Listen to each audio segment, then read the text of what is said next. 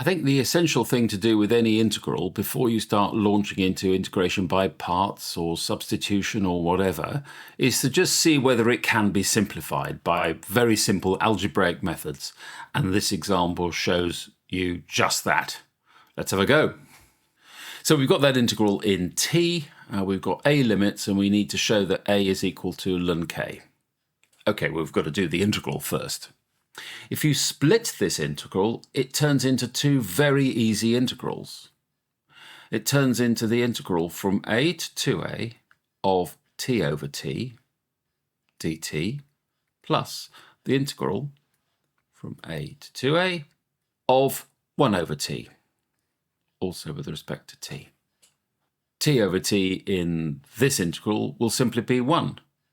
So let's now just integrate. The integral of 1 with respect to t is simply t. And our limits are a to 2a plus. Now the integral of 1 over t is ln t, also from a to 2a. Remember, t was the integral originally we couldn't do because this is equal to t to the minus 1. And if you raise that power by 1, you get t to the naught, which is 1, which is clearly the wrong answer. So that will be the wrong way to do that particular integral. If you don't remember that the integration of 1 over t is in fact ln t, then you need to look back at a previous example that I've done which involves that proof.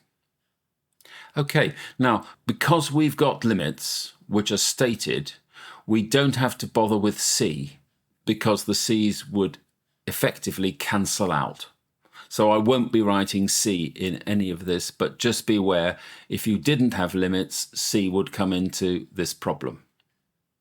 Okay, let's now put the limits in. We get that our integral is equal to, first putting in 2a and then a, we get 2a minus a for the first part. And putting in first 2a and a, well, let's just write it out, we get ln. So this is equal to a plus. Now, by one of the laws of logs, where you've got two subtracted logs, we can state that as a single log of 2a divided by a. So this becomes ln 2a over a. Again, simplifying, the a's cancel here. We get this is equal to a plus ln 2. And that's the answer to the integral. Now we've got to use the fact that the integration that we've now performed is equal to ln 7. So we can just write that down. So we get a plus ln 2 is equal to ln 7. So subtracting ln 2 from both sides, we get a is equal to ln 7 minus ln 2.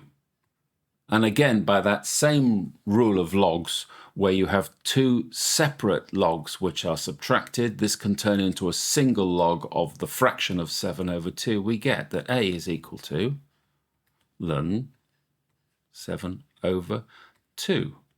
So if we now compare this with a is equal to ln k, as stated in the question, I can say that therefore k is equal to 7 over 2.